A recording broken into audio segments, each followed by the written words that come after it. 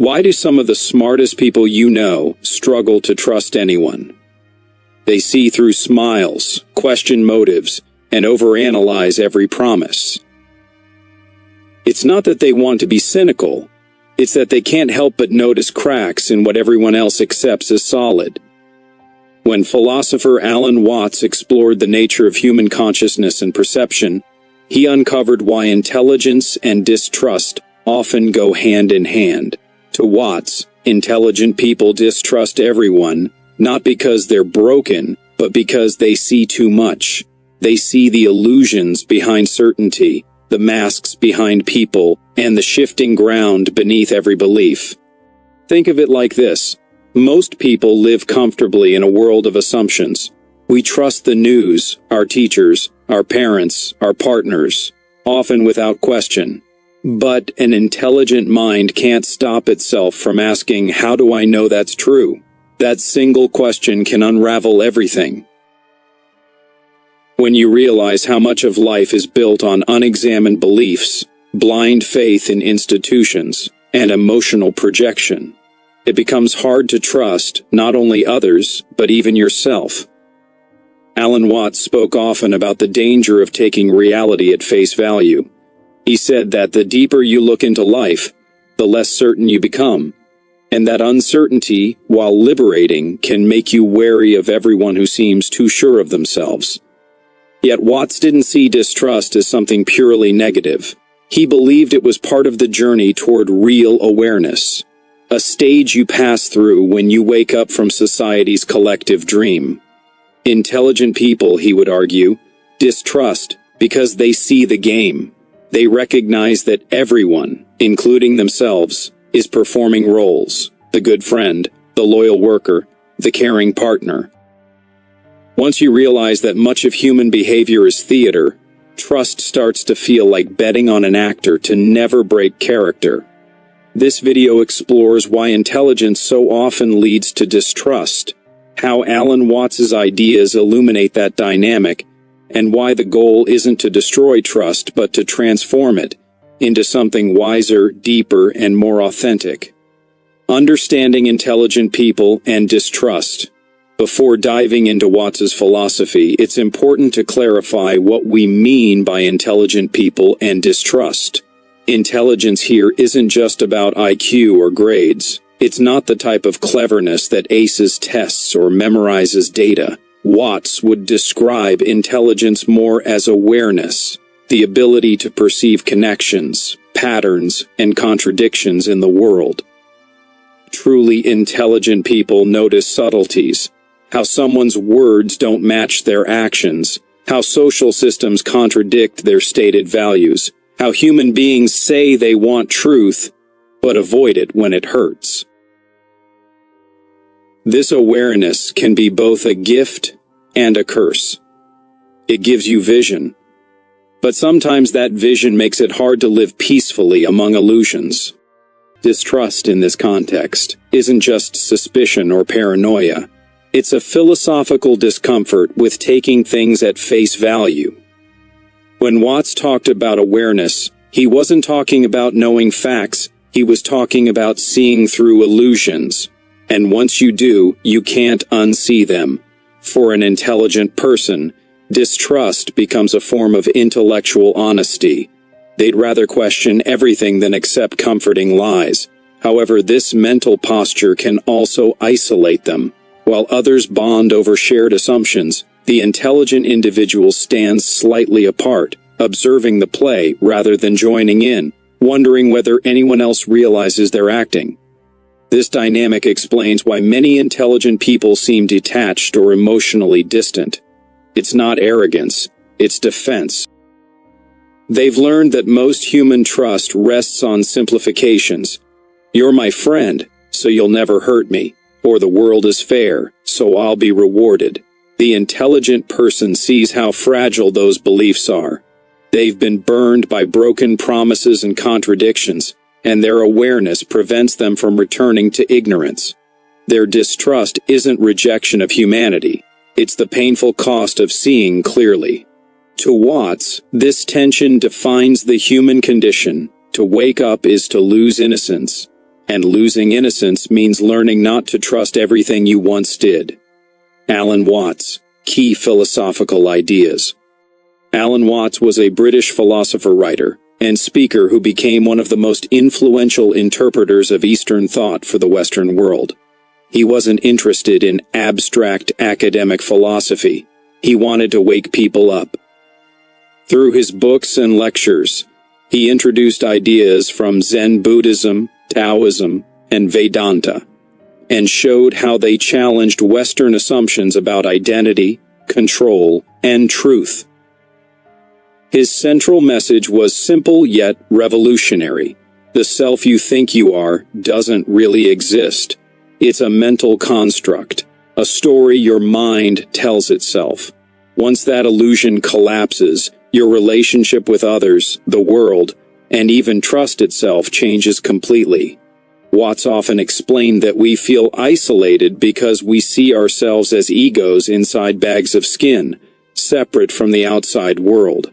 This illusion of separateness, he said, is the root of suffering. In truth, we are not isolated beings, but expressions of the universe, like waves on the ocean. Yet modern culture trains us to think we are independent entities who must survive, compete, and succeed. From that illusion, distrust naturally follows. If you see yourself as separate, everyone else becomes other, a potential threat. Intelligent people, sensitive to this illusion, feel that separation more keenly. They can't easily surrender to blind trust because they sense deep down that everyone is fighting a private battle of identity and fear. Watts also warned against blind belief in institutions, ideologies, and even logic itself. He said our culture hides belief systems inside our language. The ways we talk about me, you, time, or reality already assume certain things about how the world works. The intelligent mind that examines these assumptions starts to see how fragile they are. Once you realize that even the foundation of thought is built on shifting sand, it's difficult to trust the structures built upon it. That's the paradox Watts explored his whole life. The smarter you get, the less you can believe in the things everyone else takes for granted, until eventually you reach a point where distrust itself must be questioned too. Intelligence, self-knowledge, and mistrust. Intelligent people are often drawn towards self-knowledge. They can't help asking, who am I really? Why do I think the way I do? This introspection, while admirable, can also become a trap. Alan Watts pointed out that trying to know yourself is like trying to bite your own teeth. The mind can't fully grasp itself because the observer and the observed are one and the same. For the intelligent person, this realization can be unsettling. They begin their quest for certainty, wanting to understand themselves and others more deeply. But the deeper they look, the more uncertainty they uncover.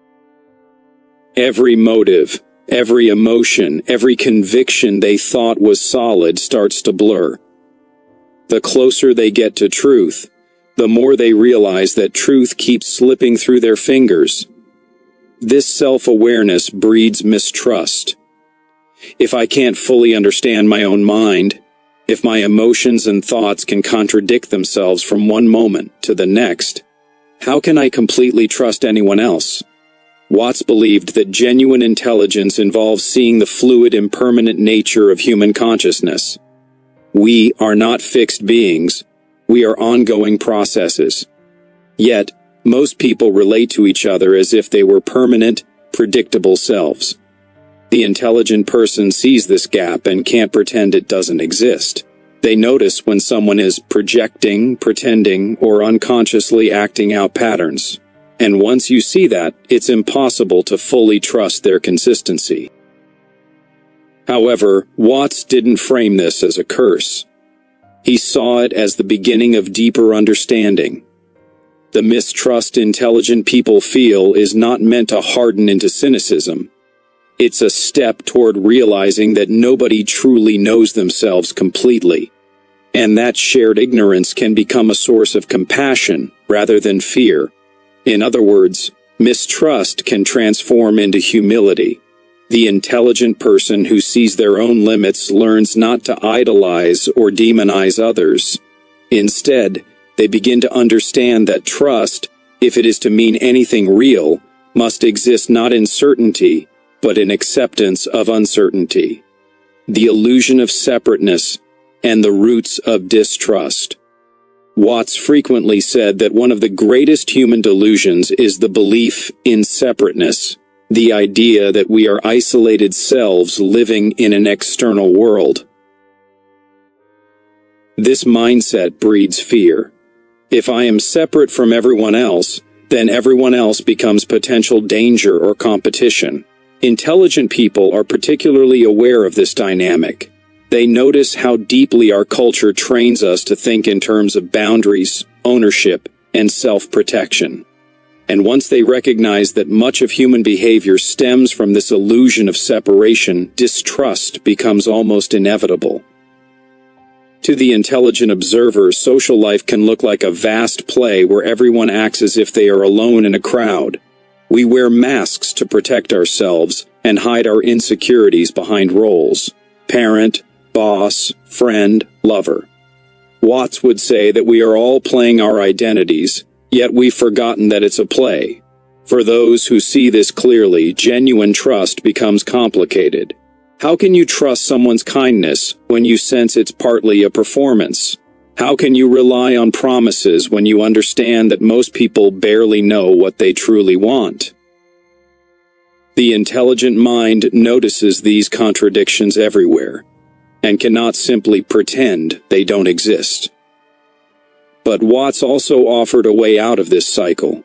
He taught that the sense of separateness is an illusion created by the ego, a mental construct that identifies with the body and thoughts, mistaking them for the whole of existence. When you see through that illusion, he said, you realize that there's no real boundary between self and other. Just as waves on the ocean are distinct but not separate, so are human beings part of one vast process of life. If intelligent people can see beyond the illusion of separation, their distrust dissolves into empathy.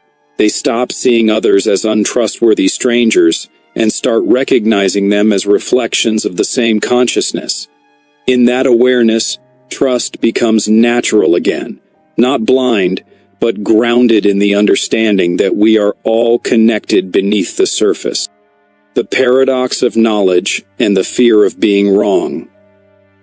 One of Alan Watts's most powerful insights was the paradox of knowledge. The more you know, the more you realize how little you actually understand. For intelligent people, this awareness can be both humbling and paralyzing. The accumulation of knowledge exposes the limits of reason. Every answer opens up 10 new questions. Every certainty eventually collapses under scrutiny.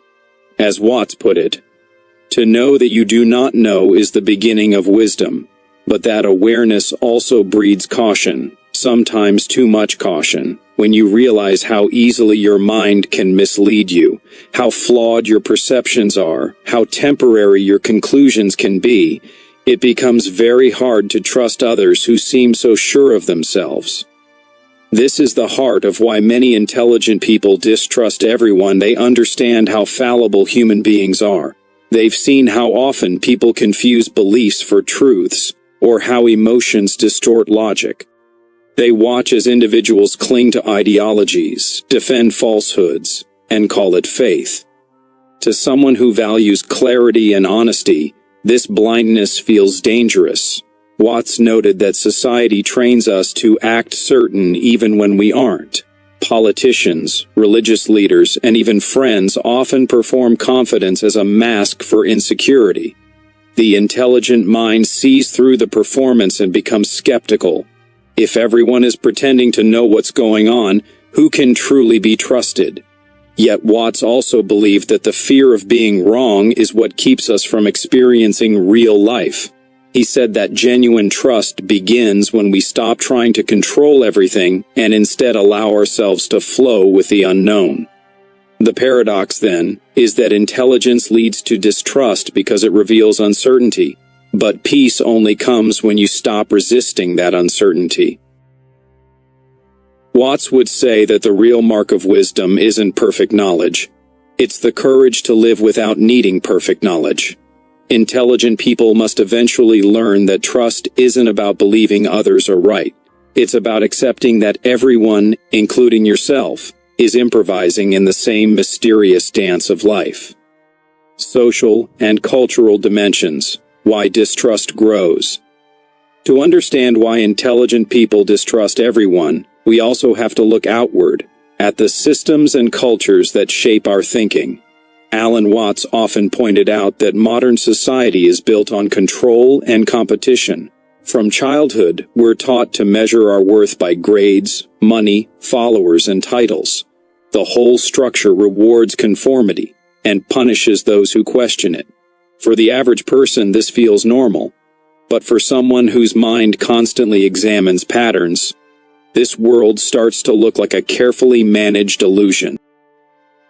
The intelligent person doesn't just see people, they see systems, institutions, governments, religions, corporations, all designed to keep everyone believing that the rules are natural and eternal. Once you notice that these rules are invented, it's hard to unsee the manipulation that runs beneath them. Watts would say that culture operates like a collective hypnosis. We agree to live inside its stories, that money has value, that success equals happiness, that obeying authority makes us good. But the intelligent mind eventually recognizes that none of this is inherently true. It's simply what we've been trained to believe. Society, Watts said, is a kind of game and everyone is playing. We act serious about it, but underneath it's still a performance. For the intelligent person who sees the game, blind trust in others becomes impossible. They can't fully trust leaders because they see the ambition behind their speeches. They can't fully trust media because they see how information is filtered to serve power. Even friendships and relationships can feel tainted by the same conditioning. People saying what they're supposed to say rather than what they truly feel. Yet Watts never suggested abandoning society or rejecting people altogether. Instead, he encouraged awareness, seeing the game without becoming bitter toward it. The intelligent person's distrust becomes a kind of moral compass. It's not a refusal to participate, but a refusal to be asleep. Watts believed that once you realize the world is a game, the healthy response isn't despair, it's playfulness. You play consciously, knowing it's a game, but you play with compassion and authenticity. In this sense, distrust becomes wisdom, an understanding that institutions and people will always have their flaws, and that true integrity means trusting selectively, not with naivety, but with eyes wide open. Trust, vulnerability, and intelligence.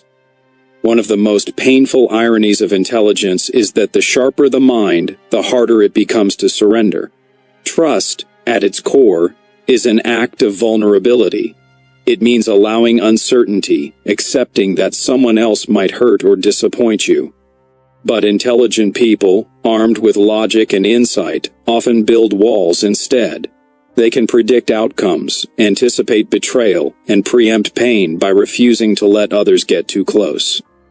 From a survival standpoint, this makes sense. Yet from a human standpoint, it creates loneliness.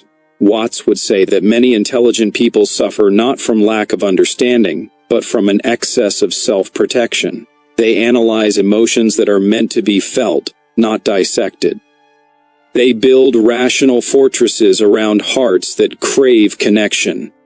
Watts believed that trust and vulnerability are not weaknesses. They are essential to experiencing life fully. To have faith, he said, is to trust yourself to the water. That means you don't cling to the shore, you let go and float. The intelligent person, however, tends to overthink. They want a guarantee before they leap. They want logic to justify surrender. But the truth, Watts would argue, is that no amount of intellect can make trust safe.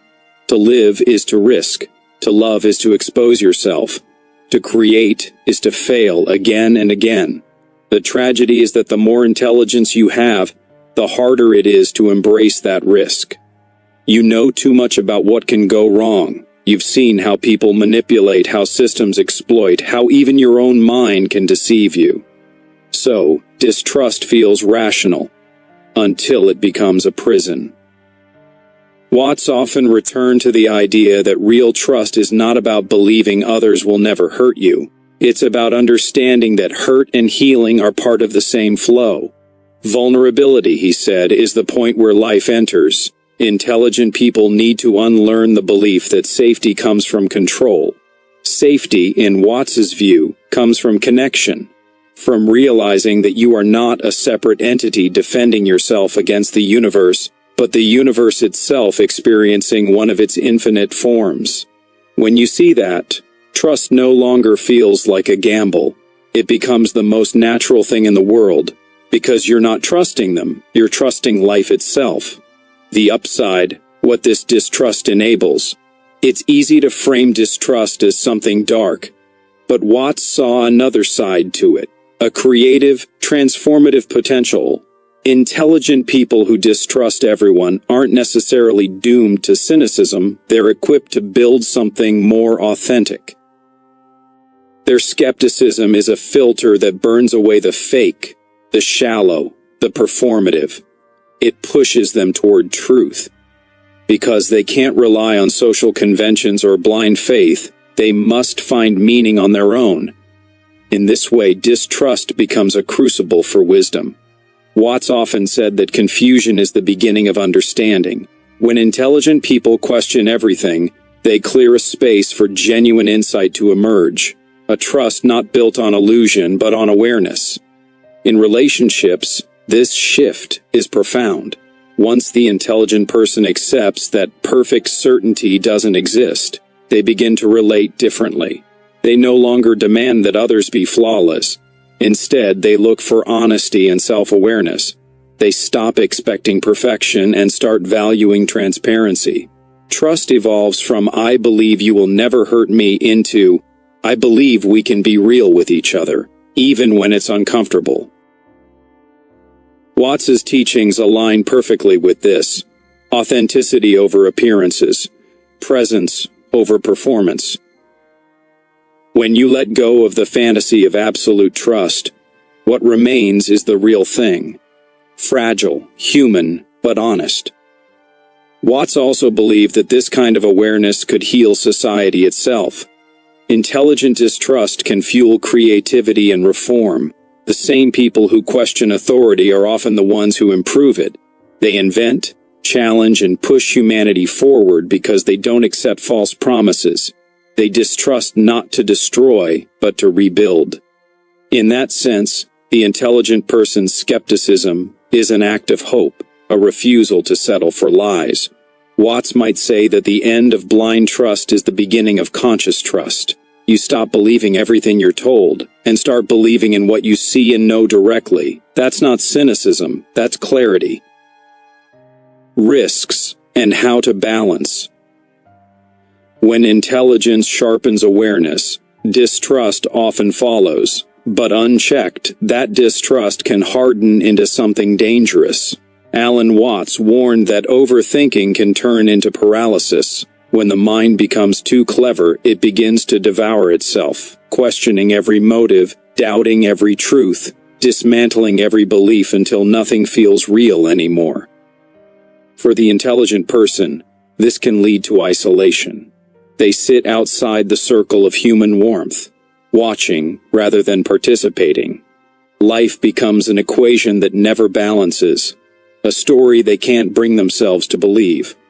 Watts compared this to a person staring into the abyss of their own consciousness, so focused on not being deceived that they forget how to live. It's the trap of excessive clarity. When you see too much, you stop seeing beauty. But Watts didn't preach ignorance as the cure. He preached balance. He said that trust and doubt are not enemies. They are partners in the dance of awareness. Blind faith is foolish, but so is blind skepticism. The challenge, he argued, is to learn when to let go. The intelligent mind wants guarantees, but life offers none. The art then is to balance skepticism with openness, logic with intuition, and observation with experience. Watts often used the metaphor of music. You can't understand a song by analyzing every note. At some point you have to listen. Similarly, trust requires a certain surrender. You have to step into the rhythm of life, even knowing you might stumble. That's not irrational, that's courage. True wisdom for Watts wasn't about knowing more, it was about feeling more deeply. He reminded us that there is no way to guarantee safety in a world that is always changing. Instead of demanding control, he urged people to flow with change. Intelligent people must learn to use their distrust as a tool, not as armor. Questioning everything can be healthy, but not when it becomes a wall that keeps life out.